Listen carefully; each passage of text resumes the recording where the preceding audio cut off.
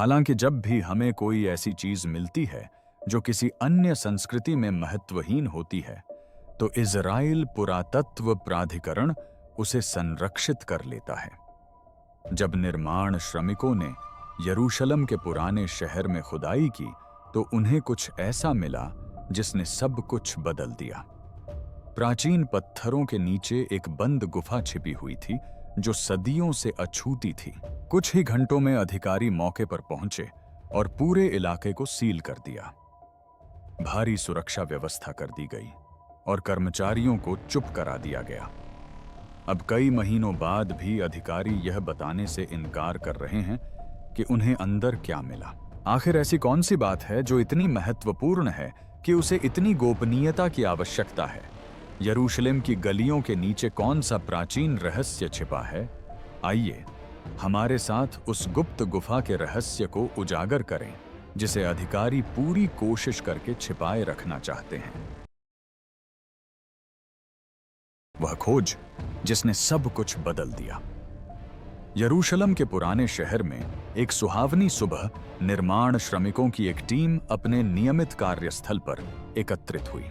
वे एक नई भवन निर्माण परियोजना की नींव रखने आए थे। दुनिया के सबसे पुराने शहरों में से एक में यह उनके लिए रोजमर्रा का काम था। कर्मचारियों ने अपनी भारी मशीनें चालू कीं और अपने पैरों के नीचे की प्राचीन मिट्टी को खोदना शुरू कर दिया। किसी को भी यह अंदाजा नहीं था कि आगे क्या होगा। लगभग सुबह के मध्य में अचानक जमीन धंस गई। जमीन का एक बड़ा हिस्सा जोरदार गड़गड़ाहट के साथ अंदर की ओर गिर गया, जिसकी गूंज संकरी गलियों में सुनाई दी। धूल के बादल ऊपर उठने लगे और मजदूर नए बने गड्ढे के किनारे से पीछे हटने लगे। जब धूल छंट गई तो उन्होंने कुछ ऐसा देखा जिससे उनके दिल की धड़कनें तेज हो गईं। निर्माण स्थल के बीचों बीच एक गहरा गड्ढा था जो सीधे धरती में धंसता जा रहा था। फोरमैन सावधानी से किनारे के पास पहुंचा और नीचे अंधेरे में झांका। उसे चट्टान में तराशी हुई खुरदरी पत्थर की सीढ़ियां दिखाई दे रही थीं, जो ऐसी गहरी छाया में उतर रही थीं जहां उसकी आंखें नहीं पहुंच पा रही थीं। गुफा से उठती हवा ठंडी और प्राचीन महसूस हो रही थी, जिसमें अनगिनत वर्षों से दबी हुई मिट्टी की गंध थी। यह कोई साधारण गुफा नहीं थी। बहुत समय पहले किसी ने जानबूझकर उन सीढ़ियों को तराशा था। यह बात कामगारों में तेजी से फैल गई। मजदूर उस खुले स्थान के आसपास जमा हो गए और आपस में फुसफुसाने लगे कि उनके पैरों के नीचे क्या हो सकता है। यरूशलेम इतिहास की अनगिनत परतों के ऊपर बसा हुआ है। हर गली के नीचे, हर इमारत के नीचे ऐसे रहस्य छिपे हैं जिन्हें खोजा जाना बाकी है। प्राचीन सुरंगें चट्टानों के बीच नसों की तरह फैली हुई हैं। गुप्त कक्षों में हजारों वर्षों में उदय और पतन हुई सभ्यताओं के अवशेष मौजूद हैं। लेकिन यह कक्ष किसी तरह अलग महसूस हो रहा था। युवा कर्मचारियों में से एक ने नीचे उतरकर एक संक्षिप्त अवलोकन करने की पेशकश की। उसने एक टॉर्च उठाई और सावधानी से प्राचीन सीढ़ियों से नीचे उतरा। उसकी रोशनी की किरण अंधेरे को चीरती हुई दीवारों को उजागर कर रही थी, जिन पर अजीबोगरीब निशान बने हुए थे। नीचे का कक्ष किसी की भी अपेक्षा से कहीं अधिक विशाल था। जैसे ही उसने अपनी रोशनी पूरे क्षेत्र पर घुमाई, उसे कुछ ऐसी चीजें दिखाई दीं जिनसे प्रेरित होकर उसने तुरंत दूसरों को नीचे आने के लिए कहा। लेकिन इससे पहले कि और मजदूर नीचे उतर पाते, कुछ अप्रत्याशित घटित हो गया। 1 घंटे के भीतर ही अधिकारी घटनास्थल पर पहुंच गए। वे तेजी से और बड़ी संख्या में पहुंचे। इजरायली पुरातत्व प्राधिकरण के अधिकारी, पुलिस अधिकारी और अन्य सरकारी प्रतिनिधि निर्माण स्थल पर उमड़ पड़े। उन्होंने सभी श्रमिकों को तुरंत जगह खाली करने का आदेश दिया और पूरे क्षेत्र के चारों ओर बैरिकेड लगाना शुरू कर दिया। कुछ ही घंटों के भीतर भारी सुरक्षा बाढ़ लगा दी गई। हर प्रवेश द्वार पर पहरेदार तैनात कर दिए गए। निर्माण कंपनी को अनिश्चित काल के लिए सभी काम रोकने के आदेश दिए गए। गुफा के अंदर झांकने वाले श्रमिकों को इस बारे में किसी से बात न करने के लिए कहा गया। अधिकृत कर्मियों के अलावा पूरे परिसर में किसी का भी प्रवेश वर्जित कर दिया गया। 24 घंटों के भीतर हलचल भरा निर्माण स्थल एक गहन सुरक्षा वाले रहस्यमय स्थान में बदल गया।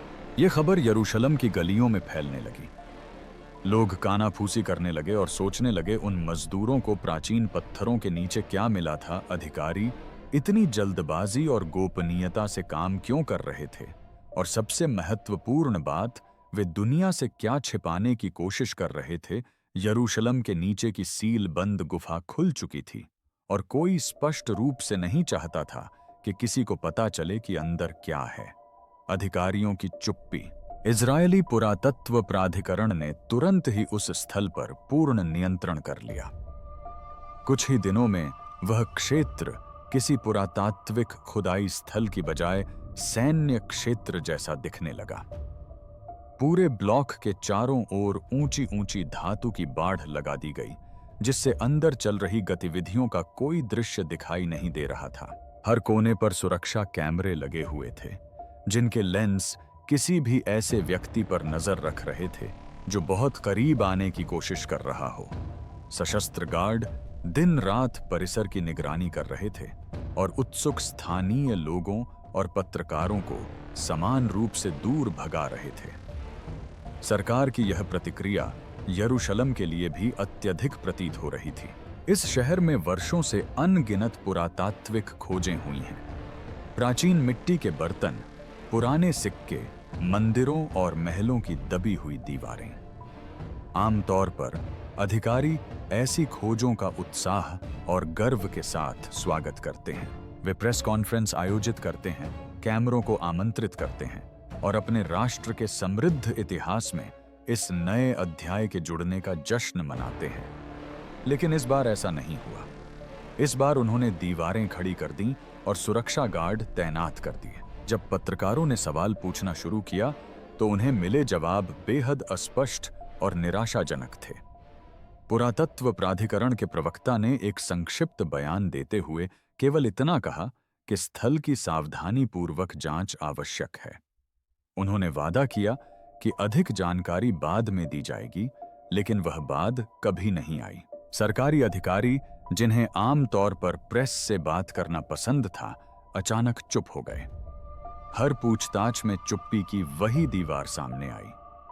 इस बीच पहले दिन से वहां मौजूद निर्माण श्रमिकों ने खुद को एक असहज स्थिति में पाया। कुछ लोगों से अधिकारियों ने मुलाकात की और उन्हें संवेदनशील पुरातात्विक स्थलों की सुरक्षा के महत्व के बारे में याद दिलाया। कुछ अन्य लोगों ने अपने देखे गए दृश्यों के बारे में चर्चा न करने की सहमति देते हुए कागजात पर हस्ताक्षर किए। लेकिन लोग बातें करते हैं, खासकर तब जब उन्होंने कुछ असाधारण देखा हो। जल्द ही दबी आवाज में कहानियां आस पड़ोस में फैलने लगीं। कुछ मजदूरों ने अपने दोस्तों और परिवार वालों से बात की और उनसे जानकारी गुप्त रखने का अनुरोध किया। उन दोस्तों ने दूसरे दोस्तों को बताया और धीरे धीरे कहानी के कुछ अंश बाहर रिसने लगे।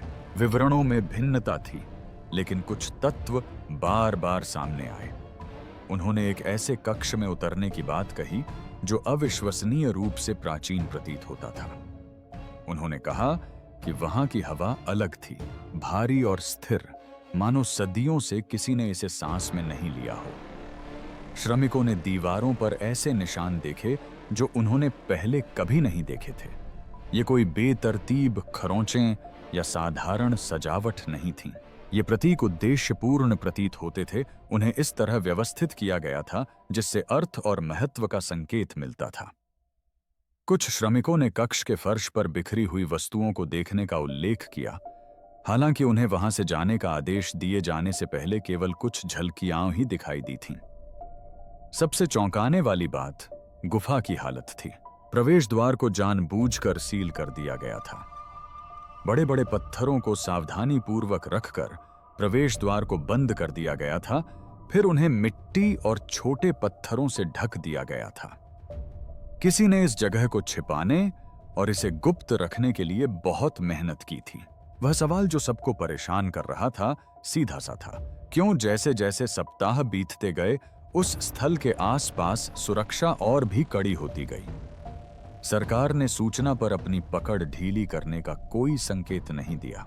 पत्रकार सनसनीखेज खबर की उम्मीद में बैरिकेड के बाहर डेरा डाले रहे। स्थानीय निवासी कॉफी और भोजन के दौरान तरह तरह के सिद्धांतों पर चर्चा करते रहे। पर्यटकों ने इस रहस्यमय सीलबंद स्थल को यरूशलेम के अनसुलझे अजूबों की अपनी सूची में शामिल कर लिया। लेकिन उन धातु की दीवारों के अंदर उस सारी सुरक्षा के पीछे असली काम जारी था, और अधिकारियों को वहां जो कुछ भी मिला था उसे वे जाहिर तौर पर जल्द ही दुनिया के साथ साझा करने का इरादा नहीं रखते थे। पवित्र भूमि और छिपा हुआ इतिहास यरूशलेम कोई साधारण शहर नहीं है। यह 3 प्रमुख धर्मों के संगम पर स्थित है, जिनमें से प्रत्येक अपने पैरों के नीचे स्थित प्राचीन पत्थरों से गहरे आध्यात्मिक संबंध होने का दावा करता है। हर सुरंग, हर गुफा, हर गुप्त कक्ष इतिहास को फिर से लिख सकता है या लंबे समय से चली आ रही मान्यताओं को चुनौती दे सकता है। यही कारण है कि यहाँ की कोई भी खोज साधारण पुरातत्व की तुलना में कहीं अधिक जटिल है। सबसे रोमांचक सिद्धांत यरूशलेम में कभी मौजूद यहूदी मंदिरों पर केंद्रित था। राजा सोलोमन द्वारा निर्मित पहला मंदिर ईसा पूर्व कई शताब्दियों में नष्ट हो गया था। दूसरे मंदिर का भी वही हाल हुआ जब रोमन सेनाओं ने उसे पूरी तरह से ध्वस्त कर दिया। दोनों मंदिरों में अत्यंत धार्मिक महत्व की पवित्र वस्तुएं थीं। प्राचीन ग्रंथों के अनुसार इनमें से कुछ खजाने मंदिरों के पतन से पहले ही गायब हो गए थे। किंवदंतियों में उन पुजारियों का जिक्र है जिन्हें विनाश का पूर्वाभास था। ऐसा माना जाता है कि उन्होंने सबसे कीमती वस्तुओं को मंदिर परिसर के नीचे गुप्त कक्षों में छिपा दिया था और सुरक्षित समय आने पर उन्हें निकालने की योजना बनाई थी। लेकिन वह समय कभी नहीं आया। पुजारी मर गए, उनके साथ ही ज्ञान भी लुप्त हो गया और खजाने छिपे ही रह गए। सदियों से लोग इन लुप्त अवशेषों की खोज करते आ रहे हैं, उस दिन का सपना देखते हुए जब वे मिल जाएंगे। क्या यह बंद गुफा भी उन्हीं गुप्त स्थानों में से एक हो सकती है? स्थान को देखते हुए यह संभव है। प्राचीन शहर उन मंदिरों के बहुत करीब स्थित है जहां कभी मंदिर हुआ करते थे। भूमिगत मार्ग और कक्ष प्राचीन शहर के विभिन्न हिस्सों को जोड़ते हैं, जिनमें से कुछ ज्ञात और मानचित्रित हैं, जबकि अन्य की खोज अभी बाकी है। जानबूझकर सील की गई इतनी सावधानी से छिपाई गई एक गुफा से संकेत मिलता है कि उसके अंदर कोई मूल्यवान वस्तु छिपी हो सकती है। कुछ विशेषज्ञों ने तुलना के लिए एक अन्य प्रसिद्ध खोज का हवाला दिया। दशकों पहले एक युवा चरवाहे को मृत सागर के पास की गुफाओं में मृत सागर के ग्रंथ मिले। उन प्राचीन ग्रंथों ने प्रारंभिक यहूदी धर्म और ईसाई धर्म की समझ में क्रांतिकारी बदलाव ला दिए। ये ग्रंथ सदियों तक सीलबंद जारों में बंद करके दूरस्थ गुफाओं में सुरक्षित रखे गए थे। अगर ये पांडुलिपियां इतने लंबे समय तक सुरक्षित रह सकती हैं, तो सीलबंद कक्षों में और क्या-क्या छिपा हो सकता है। कुछ लोगों का मानना है कि यह गुफा रोमन शासन के विरुद्ध हुए कई विद्रोहों में से किसी एक के दौरान छिपने की जगह रही होगी। जब विद्रोह विफल हो गए और रोमन सैनिकों ने शहर पर धावा बोल दिया, तो लोगों को खुद को और अपनी संपत्ति को छिपाने के लिए जगहों की जरूरत पड़ी। उन्होंने चट्टान में कक्ष खोदे, उनमें सामान भरा और पकड़े जाने से बचने के लिए प्रवेश द्वारों को सील कर दिया।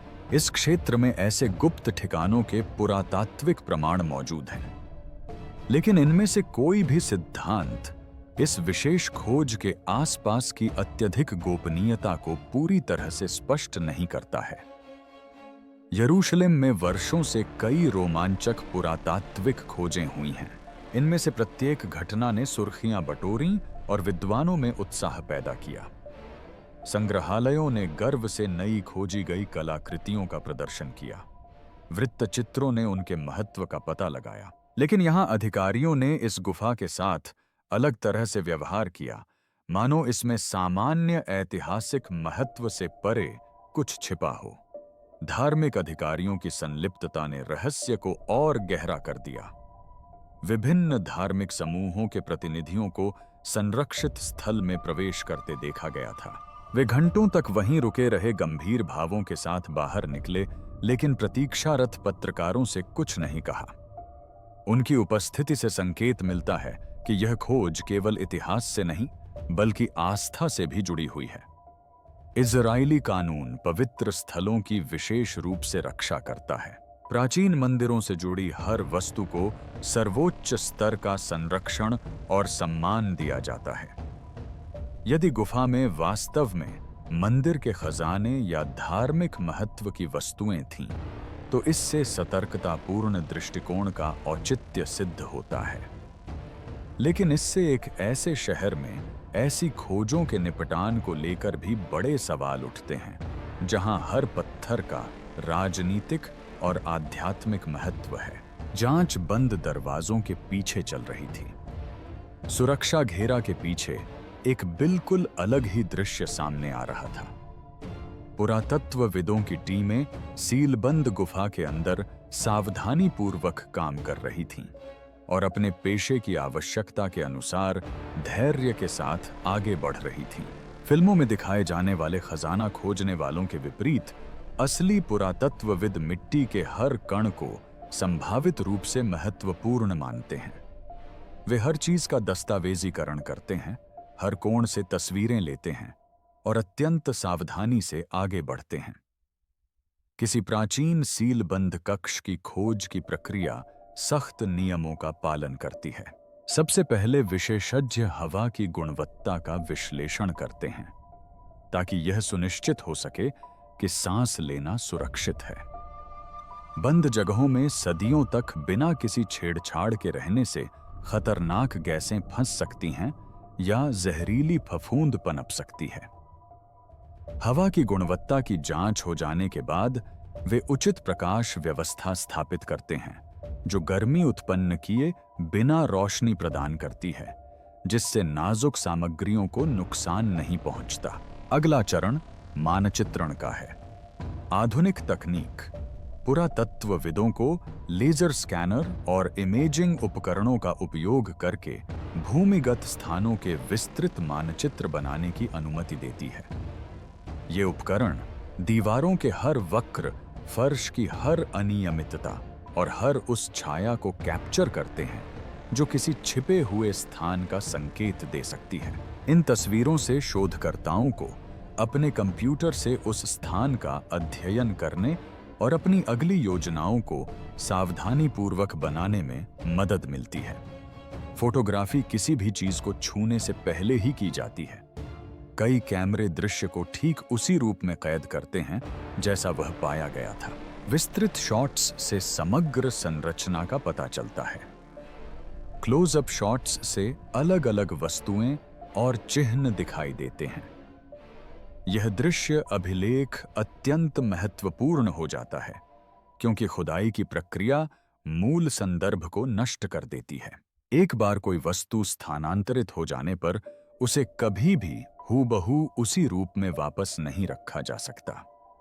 इन सभी दस्तावेजीकरण के बाद ही पुरातत्वविद कलाकृतियों को एकत्र करना शुरू करते हैं।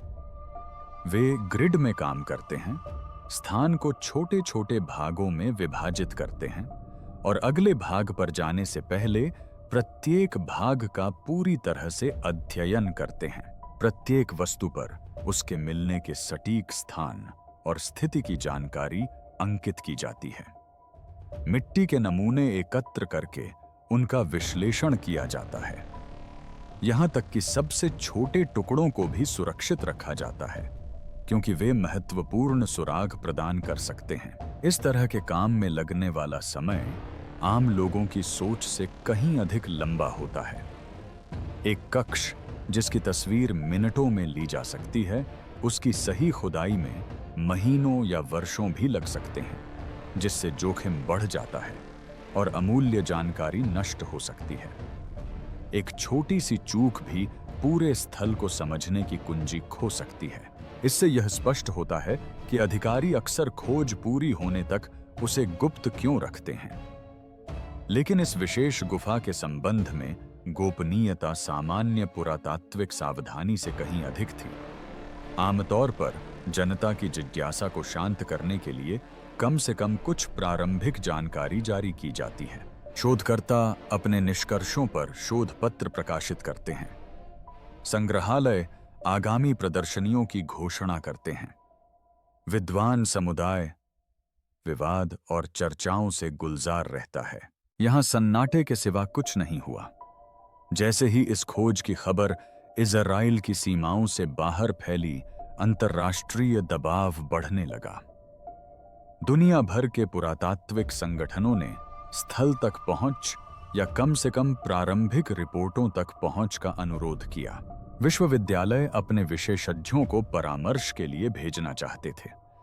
विदेशी सरकारों, विशेषकर बाइबल पुरातत्व में रुचि रखने वाली सरकारों ने राजनयिक चैनलों के माध्यम से औपचारिक पूछताछ की। इजरायली सरकार ने इन सभी अनुरोधों का एक ही उत्तर दिया। जांच जारी थी और अगली सूचना तक पूरी सुरक्षा आवश्यक थी।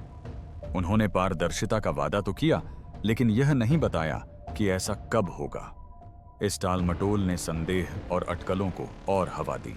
आलोचकों का तर्क था कि इस तरह की गोपनीयता खुली वैज्ञानिक जांच के सिद्धांतों का उल्लंघन करती है।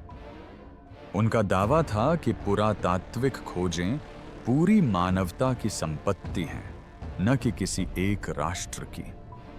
लेकिन अधिकारियों ने अपने रुख पर कायम रहते हुए जोर दिया कि वे उचित प्रक्रियाओं का पालन कर रहे हैं और जरूरत पड़ने पर जानकारी साझा करेंगे। इस बीच उस बंद कमरे के अंदर सबकी निगाहों से दूर काम चलता रहा और वहां छिपे हुए सारे रहस्य आधिकारिक चुप्पी के पीछे दबे रहे। आखिर नीचे क्या छिपा हो सकता था?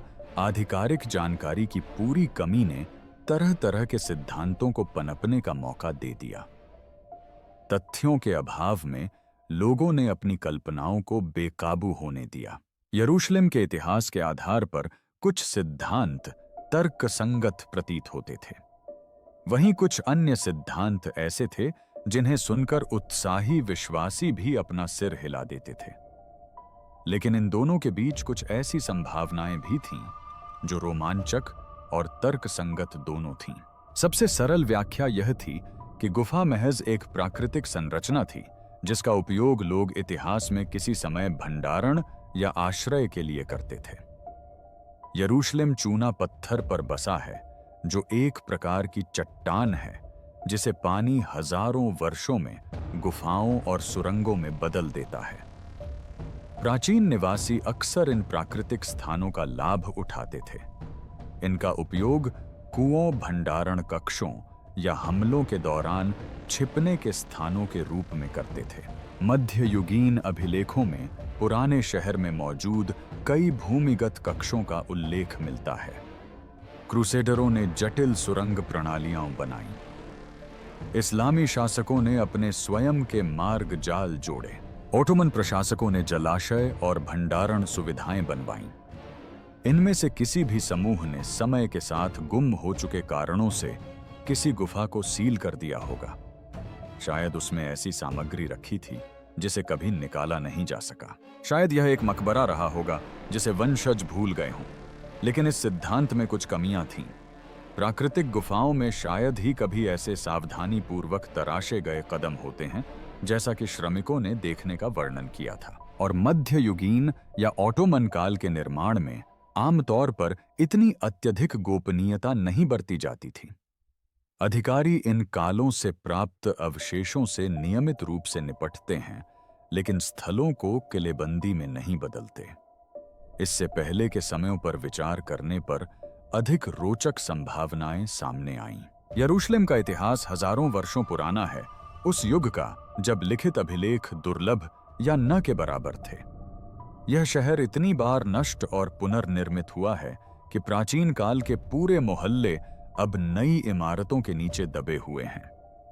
पुरातात्विक साक्ष्यों से महत्वपूर्ण खोजों की संभावना को बल मिलता है।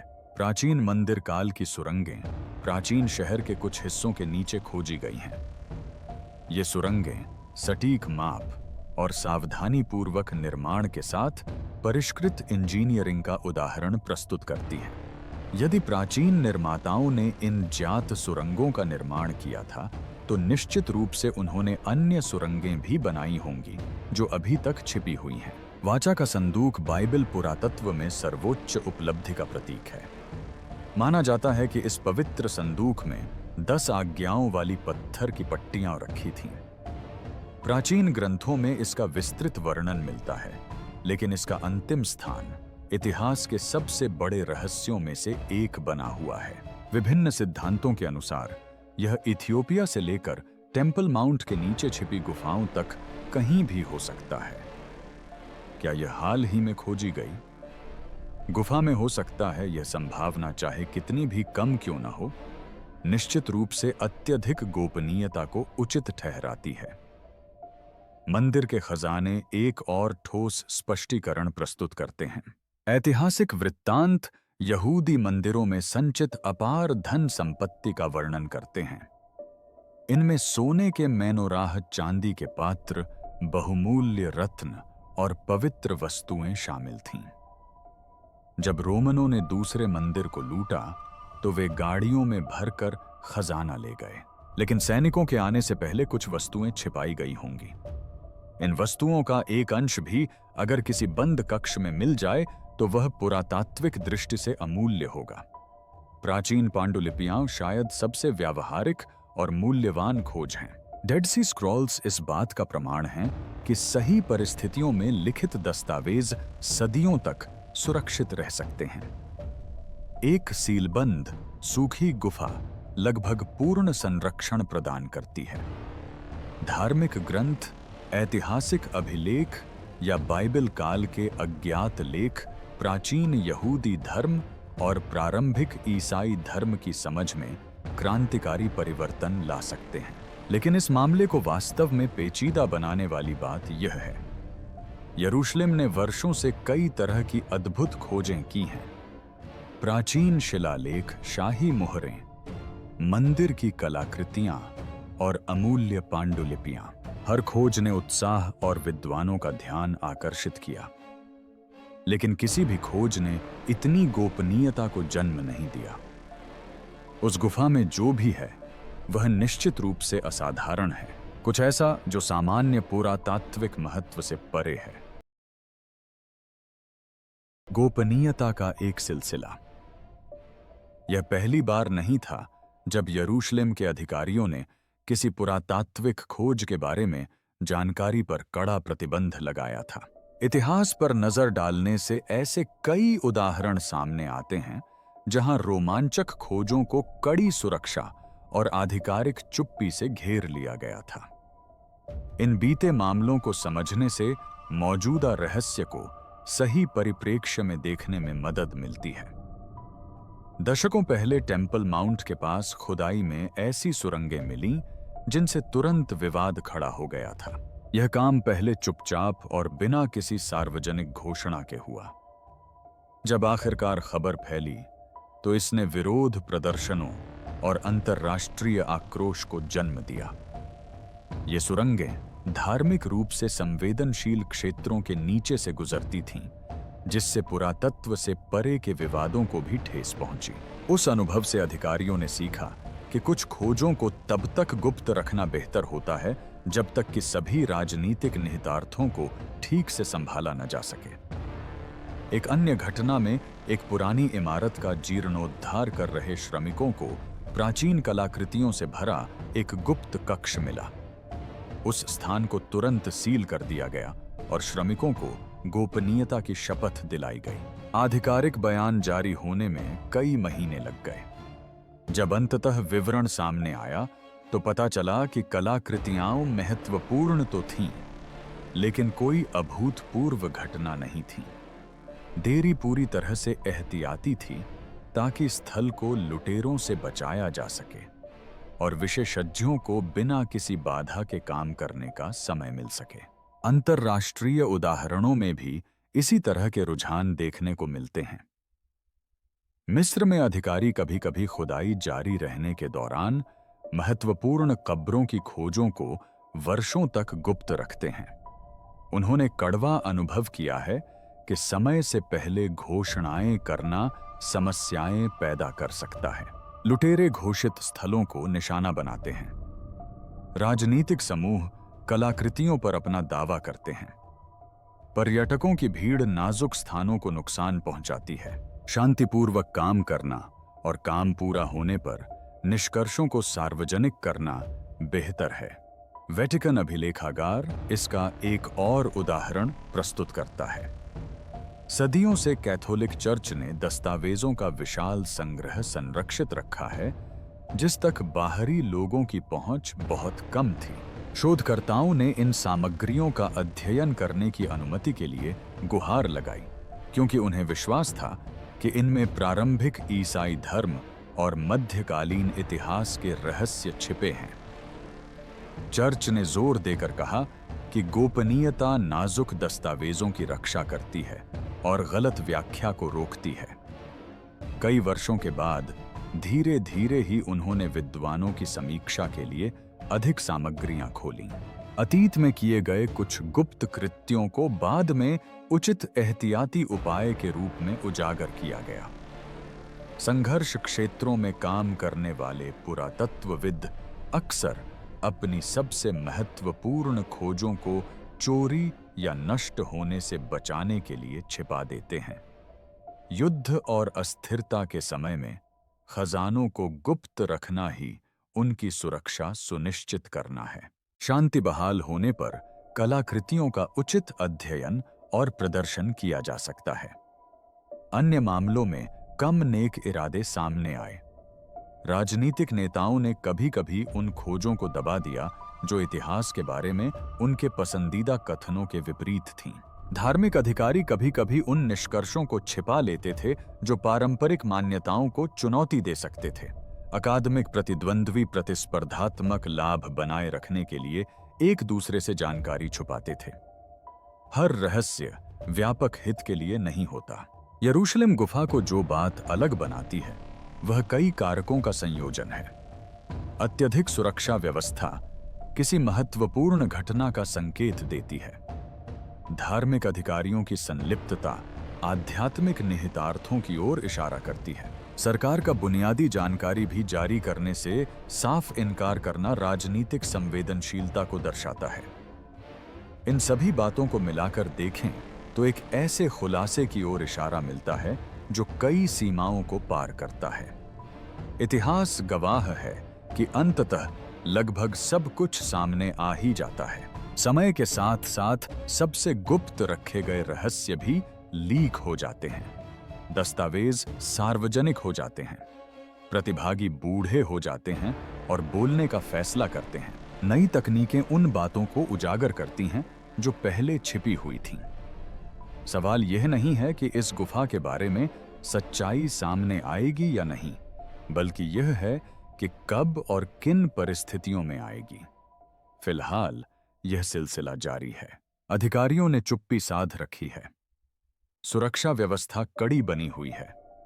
हर गुजरते सप्ताह के साथ अटकलें और भी तीव्र होती जा रही हैं और यरूशलेम की प्राचीन गलियों के नीचे कहीं एक बंद गुफा अपने रहस्य छिपाए बैठी है।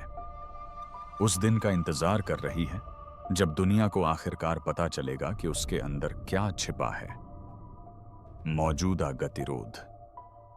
निर्माण श्रमिकों द्वारा उस गुप्त कक्ष में प्रवेश किए हुए कई महीने बीत चुके हैं और स्थिति में शायद ही कोई बदलाव आया है। सुरक्षा घेरा अभी भी किले की दीवारों की तरह परिसर को घेरे हुए है। गार्ड लगातार गश्त कर रहे हैं और बिना अनुमति के आने वाले किसी भी व्यक्ति को अंदर नहीं जाने दे रहे हैं।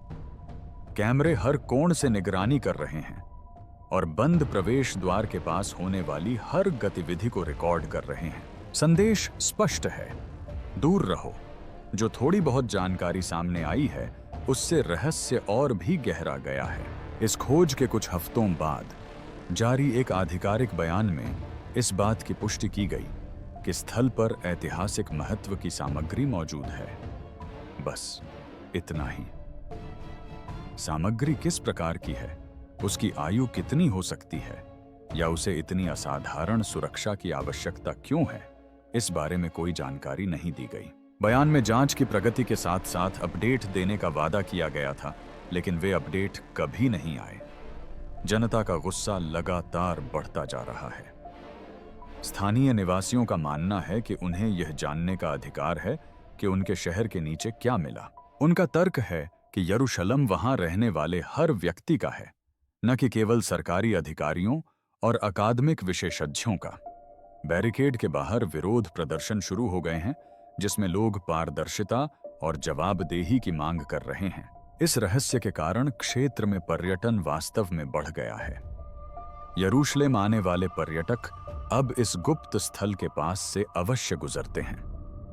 वे सुरक्षा घेरा और पहरेदारों की तस्वीरें लेते हैं और उन्हें पवित्र भूमि की छवियों के अपने संग्रह में शामिल करते हैं। टूर गाइडों ने रहस्य को अपनी कहानियों में शामिल कर लिया है। छिपे हुए खजानों और प्राचीन रहस्यों की कहानियां गढ़ रहे हैं। अज्ञात ही अपने आप में एक आकर्षण बन गया है। अप्रत्याशित स्रोतों से कानूनी चुनौतियां सामने आई हैं। पुरातत्वविदों के एक समूह ने स्थल तक पहुंच या कम से कम प्रारंभिक शोध रिपोर्टों तक पहुंच की मांग करते हुए मुकदमा दायर किया है। उनका तर्क है कि इस तरह की खोज को पूरी तरह से गुप्त रखना अकादमिक सिद्धांतों और सांस्कृतिक विरासत से संबंधित अंतर्राष्ट्रीय समझौतों का उल्लंघन है। मामला अदालतों में चल रहा है, लेकिन कानूनी कार्यवाही धीमी गति से आगे बढ़ रही है और अधिकारी दबाव के आगे झुकने के कोई संकेत नहीं दिखा रहे हैं। अंतर्राष्ट्रीय मीडिया का ध्यान लहरों की तरह आता जाता रहता है। जब यह कहानी पहली बार सामने आई तो दुनिया भर के पत्रकार यरूशलम पहुंच गए। उन्होंने बैरिकेड्स की वीडियो बनाई, परेशान स्थानीय लोगों के इंटरव्यू लिए और इस बात पर अंतहीन अटकलें लगाईं कि उनके नीचे क्या छिपा हो सकता है। फिर अन्य खबरों ने इस कहानी को पीछे धकेल दिया और पत्रकार नई सुर्खियों की ओर बढ़ गए। लेकिन हर कुछ हफ्तों में कोई न कोई नया लेख प्रकाशित करके इस विषय में रुचि फिर से जगा देता है और यह चक्र दोबारा शुरू हो जाता है। स्वतंत्र शोधकर्ताओं ने रचनात्मक तरीकों से जानकारी जुटाने की कोशिश की है। कुछ लोगों ने निर्माण स्थल पर पहले दिन मौजूद हर व्यक्ति का साक्षात्कार लिया है और स्मृति के टुकड़ों को जोड़कर पूरी घटना का ब्यौरा तैयार किया है। कुछ लोगों ने उस विशेष भूखंड के नीचे दबी जमीन के बारे में शहर के रिकॉर्ड तक पहुंचने का प्रयास भी किया है। हालांकि ऐसे अधिकांश अनुरोधों को अस्वीकार या अनदेखा कर दिया जाता है। इस बीच सीलबंद स्थल के आसपास जीवन सामान्य रूप से चलता रहता है। दुकानें खुलती और बंद होती हैं। लोग पुराने शहर में अपने नियमित रास्तों पर चलते हैं। बच्चे आसपास की गलियों में खेलते हैं। यह रहस्य मोहल्ले का अभिन्न अंग बन गया है, जिसका जिक्र निवासी अक्सर दिशा निर्देश देते समय या अपने क्षेत्र का वर्णन करते समय करते हैं। वह जगह जहां उन्हें कुछ मिला है और वे किसी को नहीं बताना चाहते कि वह क्या है। बाढ़ के अंदर संभवतः काम जारी है, हालांकि यह भी अनिश्चित है। कभी कभी वाहन तिरपाल के नीचे छिपाकर सुरक्षित क्षेत्र में प्रवेश करते हैं। कभी कभी आधिकारिक दिखने वाले कपड़े पहने लोग अंदर जाते हैं और बाहर निकलने से पहले घंटों तक वहीं रहते हैं। लेकिन कोई बात नहीं करता और कोई यह नहीं बताता कि वहां क्या हो रहा है। रहस्य अभी भी अनसुलझा है। वह सवाल जो हर किसी को परेशान कर रहा है, सरल होते हुए भी गहरा अर्थ रखता है। अधिकारियों ने इस खोज को गुप्त रखने के लिए इतनी कोशिशें क्यों की? आज की दुनिया में, जहां सूचना पल भर में फैलती है और पारदर्शिता की उम्मीद बढ़ती जा रही है, ऐसे में इस स्तर की चुप्पी बनाए रखने के लिए अपार प्रयास और संसाधनों की आवश्यकता होती है। इस खर्च को जायज ठहराने का कोई कारण तो अवश्य होगा। शायद सबसे परेशान करने वाली संभावना यह है कि उस गुफा में जो कुछ भी छिपा है वह मूलभूत मान्यताओं या ऐतिहासिक कथाओं को चुनौती देता है। इतिहास में स्थापित सत्यों के विपरीत खोजों को दबा दिया गया है या छिपा दिया गया है। धार्मिक संस्थाओं ने अपने सिद्धांतों पर सवाल उठाने वाले सबूतों को दबा दिया है। सरकारों ने अपनी वैधता को कमजोर करने वाले निष्कर्षों को छुपाया है। क्या इस गुफा में कुछ ऐसा विवादास्पद हो सकता है कि उसे उजागर करने से फायदे से ज्यादा नुकसान हो? उपलब्ध भौतिक साक्ष्य एक आकर्षक लेकिन अपूर्ण तस्वीर पेश करते हैं। श्रमिकों ने प्राचीन सीढ़ियों का सटीक नक्काशीदार वर्णन किया, जो कुशल कारीगरों और उनके महत्वपूर्ण उद्देश्य का संकेत देती हैं। सीलबंद प्रवेश द्वार आकस्मिक दफन की बजाय जानबूझकर छिपाने का संकेत देता है। दीवारों पर बने निशान प्रतीकात्मक या धार्मिक महत्व की ओर इशारा करते हैं। अंदर बिखरी हुई वस्तुएं साधारण मिट्टी के बर्तनों से लेकर अमूल्य कलाकृतियों तक कुछ भी हो सकती हैं। ये टुकड़े एक ऐसी पहेली बनाते हैं जिसमें कई टुकड़े गायब हैं। अधिकारियों के बयानों और प्रत्यक्षदर्शियों के बयानों की तुलना करने पर चिंताजनक विसंगतियां सामने आती हैं। सरकार का दावा है कि सामान्य पुरातात्विक प्रक्रियाओं का पालन किया जा रहा है। वहीं कर्मचारियों का कहना है कि प्रतिक्रिया सामान्य से कहीं अधिक असामान्य थी। अधिकारियों का कहना है कि ऐतिहासिक सामग्रियों की जांच एक नियमित प्रक्रिया थी। गवाहों को आपातकालीन फोन कॉल, सुरक्षा कर्मियों की त्वरित तैनाती और जो कुछ उन्होंने देखा उसे भूल जाने के आदेश याद हैं। उपलब्ध सभी सबूतों के आधार पर कोई व्यक्ति पूरी सच्चाई नहीं बता रहा है। कुछ सिद्धांत अन्य सिद्धांतों की तुलना में अधिक विश्वसनीय प्रतीत होते हैं।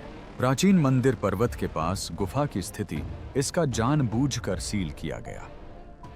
प्रवेश द्वार और आधिकारिक तौर पर इस मामले पर दी गई अत्यधिक प्रतिक्रिया, ये सभी बातें धार्मिक महत्व की खोज की ओर इशारा करती हैं।